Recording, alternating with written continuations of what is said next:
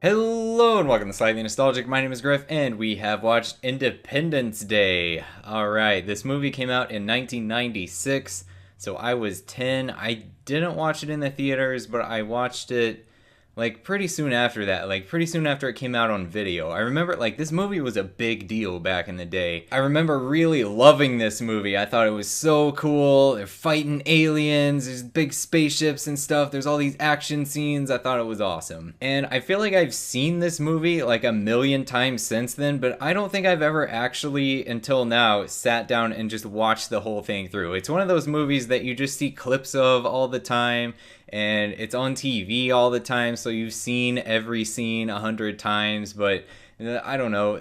I think I've only watched it all the way through one time, like that one time as a kid, and now here we are again watching it again. So anyway, the first thing that really jumped out at me is, of course, the technology, because this was 1996. This was, the internet, I guess, existed, but barely. And your average person did not have, really, probably didn't even have a computer in their house, I don't think, much less an internet connection. Like, some people had computers, but it wasn't like everybody had one, right? And also they were using rotary phones, which I don't remember seeing a lot of those in 96. Like, I remember seeing some of those maybe when I was really, really young, like late 80s, early 90s. But by 96, I didn't see a lot of rotary phones. I don't know why there were so many of them in this movie. The other thing I noticed right away is they didn't waste any time at all getting started with the alien stuff. Like, this movie isn't one of those that assumes you know nothing about the movie and have no idea what's going to happen and then, oh, what? Aliens? Wow. No, it's not like that at all. They start out, you see the spaceship right away, and it's like, okay, we're getting right into it. The aliens are here. The movie just started. We haven't even introduced all the characters yet, but here's aliens. I mean, you don't see the aliens, but you see their ships and the action. Everything is getting started. Speaking of characters being introduced, I got really nostalgic every time a main character was introduced, pretty much. Like President Bill Pullman, it's just like such an iconic movie president, one of the best ever. And he's married to President Laura Roslin. I totally forgot that's who played the president's wife in Independence Day. I don't know how famous she was before Battlestar Galactica. I know she was well known, but I didn't know who she was before then. So it was cool to see her. And then of course you've got Will Smith being Will Smith and Jeff Goldblum being Jeff Goldblum, which was I don't know which one came out first, but he's basically the same character in this and Jurassic Park, and even has some of the same lines. It's really weird. And then there were a couple I was pretty sure I recognized, but I wasn't completely sure, like Harry Connick Jr. I had to Google that later just to make sure. Yep, that's definitely him. And then Joseph Gordon-Levitt, not in this movie, turns out. Spoiler, not him. Somebody else. My mistake. Oh, and Adam Baldwin, who plays Jane in Firefly, because I just can't actually get away from that show in anything that I do. Everything is connected to Firefly somehow. Maybe just everything I've ever liked. I didn't realize how many characters there really were in this movie. I always thought of Will Smith's character as the hero of the story, like the main character, but it's really an ensemble cast. There's a lot of main characters. There's a lot of stuff going on.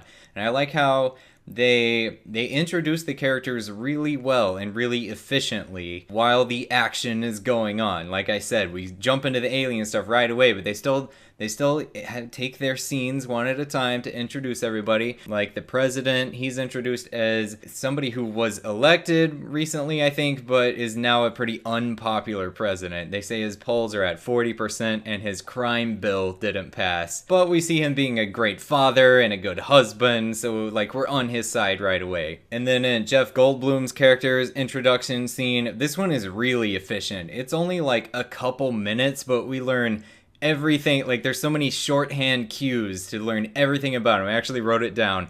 We learn that he's a health conscious, intelligent, divorced, bicycle riding environmentalist in under a minute. I also completely forgot that he actually had a connection to the president, kind of like his ex-wife works for the president, and he at some point punched him in the past because he suspected them of having an affair, and that's what led to their marriage breaking down and all of that. Totally forgot about all of that. So, once we're done introducing everybody, things start to ramp up with the aliens. They look like they're gonna attack. We figure out like some kind of countdown thing going on with our rotary phones and our weird little laptop things. And for some reason, they send up a helicopter with lights on the sides and call it the welcome wagon. And I don't understand what they were trying to do here. Like, they're just flashing lights at the aliens. Why would you do that? For all we know, the aliens came here just to be peaceful, and that welcome wagon was really threatening to them, and they were like, oh, we gotta kill them all. We were just gonna try to move in and share the planet, but no,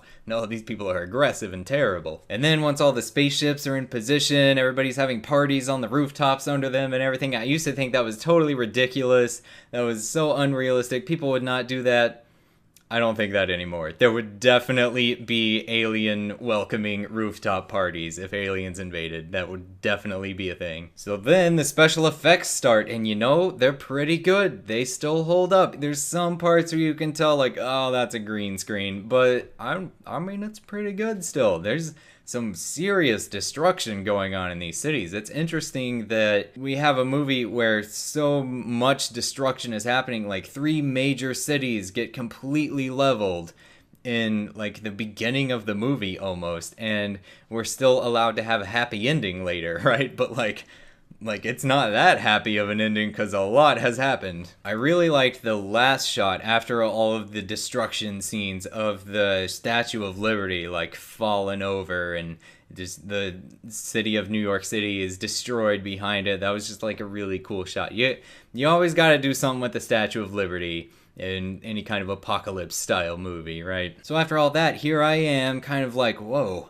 it's a lot. Some bad stuff has just happened, but the characters are just like, yeah, it's fine. We're gonna spring into action and everything's fine. And we're gonna still joke around a lot, like Will Smith and Harry Connick Jr. Harry Connick Jr.'s character, I can't stand. Like, it's sad that he dies, but I mean, just really, he's joking around and stuff. Like, after all of this has happened, so many people have died. Will Smith doesn't know where his girlfriend is. Like, he's got to be worried about her, but they're still just joking around. Like, come on, what? Speaking of the girlfriend character, I really like what this movie did, where she isn't just like trying to get back to her boyfriend and get rescued or anything. Like, she's going out and she's taking responsibility for her and her son and her dog, and she like thinks really quickly and ducks behind the thing to get to safety before they're caught in the fire. And then she goes around saving people, and she ends up saving the first lady, even though she dies later, which I forgot about. That's really sad. Why'd you even do that, movie? Why did she need to die? Whatever. But I really like that they had this character who could have been just a throwaway.